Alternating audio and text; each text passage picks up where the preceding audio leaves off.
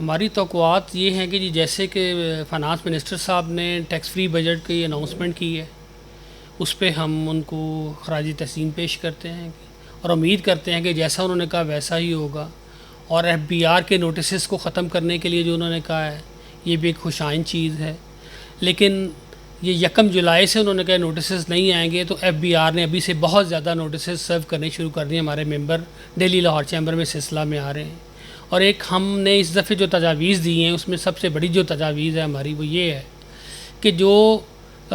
Revenue بیس tax آپ نے جو اب ٹارگٹ آپ کرتے ہیں اس کو آپ چینج کر کے اپنا ٹارگٹ جو ہے نئے ٹیکس پیئر پہ لے کے آئیں کہ نیا ٹیکس پیئر کیسے ایڈ ہونا ہے۔ جب نیا ٹیکس پیئر ایڈ ہوگا آٹومیٹکلی آپ کے ریونیو بھی اچیو ہو جائیں گے۔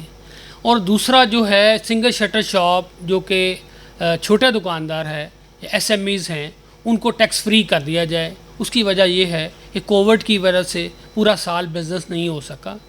ان کے پاس تو کرایہ دینے جو کہ پیسے نہیں ہیں، روز ہمارے پاس میڈیٹ کروانے کے لیے وہ لوگ آ رہے ہیں۔ اس کا مطلب ہے کہ ان کے پاس کچھ نہیں ہے۔ اب ان کو 0 ریٹنگ پہ آپ قرضہ جات دیں تاکہ وہ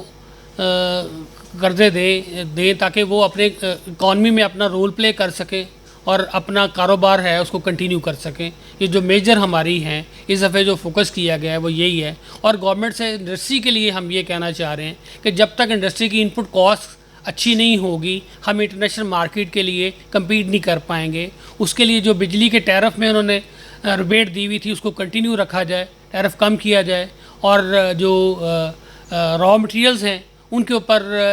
سیل ٹیکس ایگزیمپشن دی جائے اور ایڈوانس ٹیکس کو ختم کیا جائے۔ اس دفعہ ہمیں امید ہے کہ گورنمنٹ تاجروں کے مسائل کو سمجھتے ہوئے ایک اچھا بجٹ پیش کرنے جا رہی ہے۔